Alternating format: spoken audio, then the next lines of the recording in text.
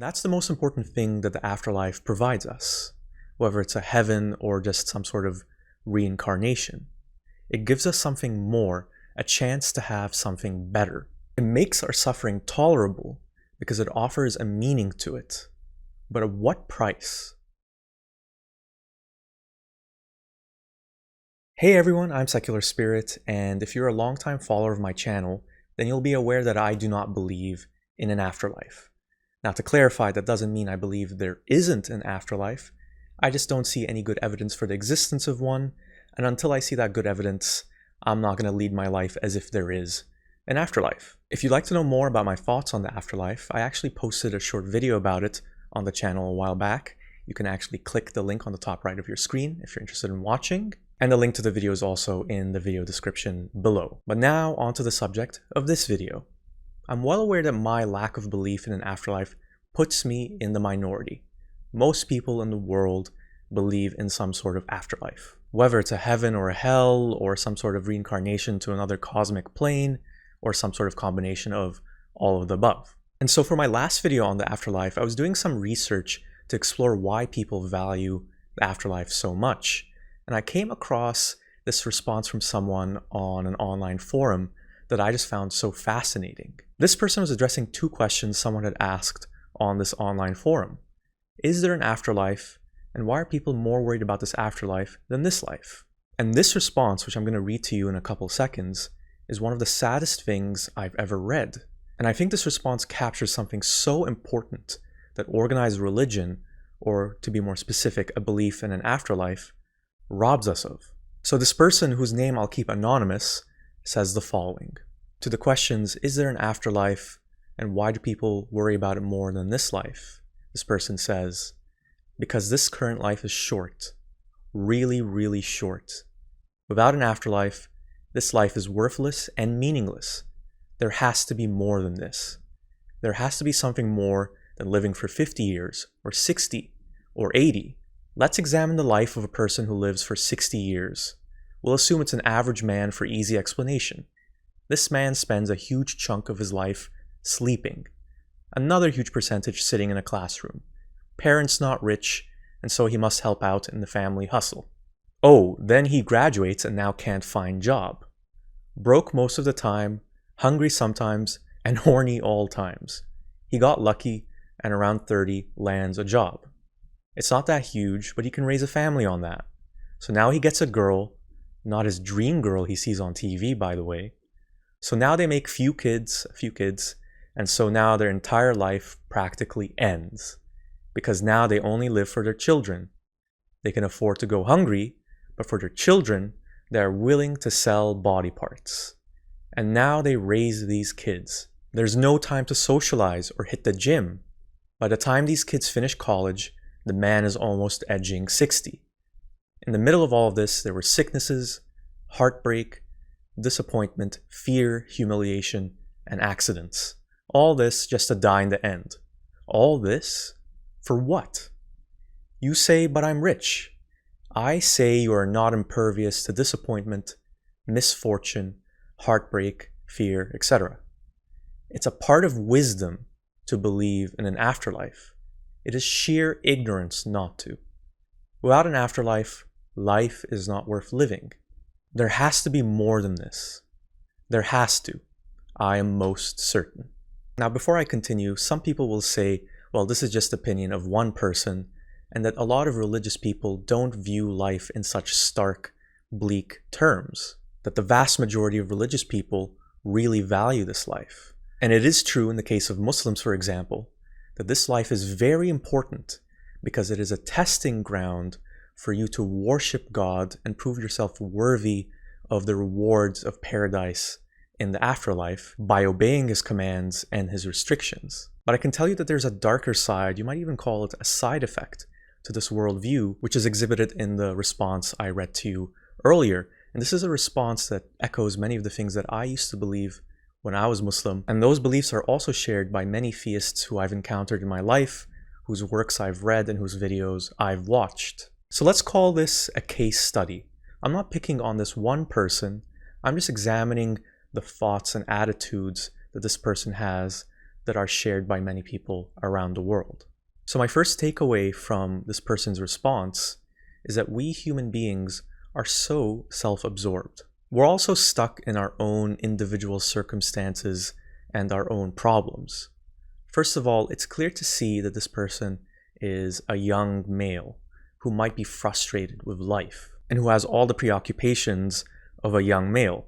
He's horny all the time and he's thinking about that dream girl on the TV. Secondly, there's a glaring narcissism and entitlement in everything he says. His thesis is essentially that life is short and a lot of it sucks, so there has to be something more, i.e. an afterlife.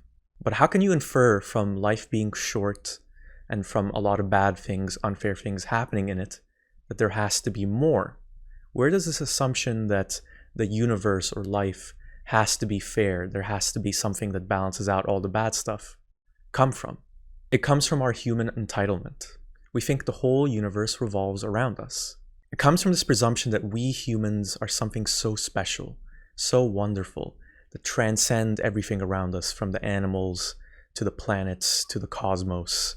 We're something that is so wonderful within it. And I suppose because of that, we're entitled to more than the life we've got. Of course, this feeling that we're something so special is just built on our own biases and is pretty much baseless. And I'm going to talk about that a little bit more later on in this video. But to address our self-absorbed nature a little bit more, think about the life that this person describes. Having to get a job, having to settle for a wife who isn't as attractive as the dream girl on TV, having to have kids and having to take care of them, not having time to go to the gym or socialize. This dreaded life that he spells out is something that makes a lot of people happy. And it's a life that a lot of less fortunate people would be very glad to experience. Despite how self-absorbed this person is, I think there's something universal he's expressing that everyone can relate to. There's this powerful undercurrent of dissatisfaction with his life, a feeling of desperation, and an equally powerful feeling of hope that the afterlife will make all these things better.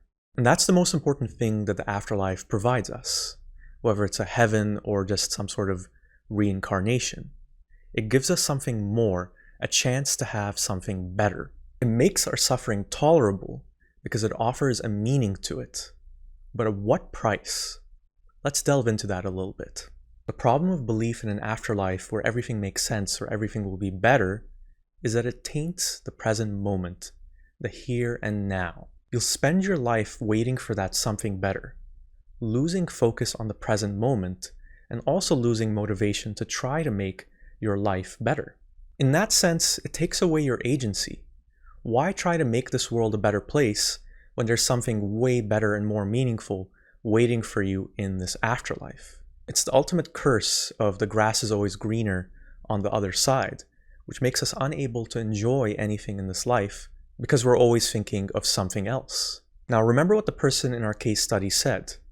Without an afterlife, this life is worthless and meaningless. If you read his words, he's basically commenting on the shallow materialism and societal pressure of modern day life. And I'd say these are very valid things to critique, but he just accepts them as inevitable, unchangeable. There can be no other way, so there has to be more than this life. He's disappointed that life hasn't worked out for him compared to this idealized version of life that he has, and because of this disappointment, he feels he's entitled to something more. I think this perspective clearly just encourages being a passive passenger in your own life. For example, when he complains about how life basically is over when you have kids and you just waste away because you're devoting all your time to them, who told him he has to have kids? Even if there are social and religious expectations to have children, you're still in charge of your own life. Are you just going to be a passive passenger and just have kids because that's what everyone else is doing or what everyone tells you to do? This also follows from his dissatisfaction with having some job that he clearly doesn't like and essentially being a wage slave because we need money in this world. Yes, there are a lot of things that we have to do in this world that we don't want to do, but we can still fight to make that world a better place. And this person doesn't seem to be interested in that. Instead, he simply says, there has to be something more. There has to be something else. To play the devil's advocate, you could argue that having this perspective actually helps you accept the inevitable suffering and loss of everything we have that we encounter in this life. But this is a false acceptance. It isn't accepting that this is the way things are and, let's make the most out of it. It's accepting them for the time being in the hopes and the belief that there's something better coming along that makes it all worth it. And now for my third takeaway in this case study, I want to address the subject of belief and how it plays a role here. I'm not going to go into a long list here debunking the various afterlife claims of religions, but as I mentioned before, I've yet to see good evidence for an afterlife. The best you're going to get are things like anecdotal near-death experiences, the claims in ancient books that aren't backed up by anything tangible, and of course there's the pseudo-philosophical claims like the ones in this case study from this person, which essentially boils down to just blind faith. There has to be more because I feel like there has to be more. But what if you're wrong? Then you've spent the only life that you know you have for sure expecting something else. This is the only world that you know you have for sure, and yet you're dwelling on this other world that you can't see and you can't experience. Now, speaking to the theist here, you could say that if there isn't an afterlife, then you'll be dead so you won't experience that disappointment. But it's still a waste, even if you're not alive, to realize it was a waste. You could have spent so much of your energy that you devoted to prayer and to worshiping your God and to hoping that there's something better, to making your life better right now, for you, your loved ones, your community, for the planet. And this third takeaway is very closely tied to my fourth and final takeaway in this case study. And this is where we really see the impacts of this belief, this hope. In exchange for this hope in the afterlife, we believe terrible things. Now here's something that I repeat over and over again. Religions are a package deal. Sure, religions offer you structure and meaning, but you also get horrible and often absurd commands and restrictions and a toxic worldview. I'll explain in a bit more detail. In a lot of organized religions, where we end up in the afterlife, our destination, is determined by the good and bad things we do in this life. And good and bad are connected to very specific notions of what good and bad are according to whatever religion it happens to be. If you follow a certain religion, then you're believing that these notions of good and evil are tied to what your supreme being, your beloved God, determines is good and evil. Or if you believe in something more abstract, then you believe that these notions of good and evil are tied to the natural order of the universe, to the way things ought to be. Of course, the other possibility is that these notions of good and evil are man-made, based on our own human prejudices and ignorance, and also possibly tailored for contexts that are no longer relevant to us today. And that's how we end up with all of this toxic baggage, like being allowed to have sex slaves or believing that homosexuality is immoral. It's how we end up with absurd commands like don't eat this specific kind of animal or don't eat this specific kind of animal on this specific day. It's how we have horrible thoughts like this terrible event happened because we have sinned and we deserve this punishment. And besides, if this terrible event is really bad, then it will just usher in the end of days and the afterlife will come to us faster. And following that logic, thoughts like I might as well die now will occur to many religious people, and I can say for a fact that occurred to me when I was Muslim. A Muslim I know once told me that if you don't believe in an afterlife, then there's no difference between you and a dog. And what he meant by this is that if you don't believe in an afterlife, then you're just following your instincts and your desires. You're just seeking pleasure. Now, I'd argue that this view is completely wrong. If you believe there isn't an afterlife, then everything becomes more important and more purposeful in this life. And here's the other really troubling point that this Muslim made, and I think it wouldn't be much of a leap to say that the person in our case study would probably make this point too. Without an afterlife, you might as well just die or kill yourself because ultimately nothing matters. You'll cease to exist, so even the suffering of your loved ones who had to see you die won't matter because you don't exist. Can you see how this life is devalued so much with this perspective? And when you think of the beliefs in the afterlife that Muslims and Christians and arguably even Jewish people have, It is a better thing to die faster, as long as you haven't sinned too much, because that will get you to the afterlife and united with God faster too. And we wonder why some Muslims might find it appealing to become suicide bombers. If you follow this logic, of course some of them will be seduced into doing such things if they believe that they're doing this in the name of God. They'll get to paradise faster, and they'll get all that credit of serving God by doing whatever it is they did to kill themselves and kill other people. In the name of this God and in pursuit of this afterlife, they're willing to let go of the only life they know they have for sure. What a tragedy. Keep all these words in mind when we consider these words from our case study. It's a part of wisdom to believe in an afterlife. It is sheer ignorance not to. Is it wisdom to shape your reality built on unfounded hope? And how did we get from the simple hope to the intricate and complex and arguably misogynistic inheritance laws of the Quran, or the 14 worlds or planes of Hinduism? And I think these questions are a great place to end this video. Thanks for watching, everyone, and if you like this video, I'm actually going to have a live stream this upcoming Sunday to discuss how belief in an afterlife might impact the world's most pressing threat, climate change. Does belief in an afterlife make you care less about addressing climate change?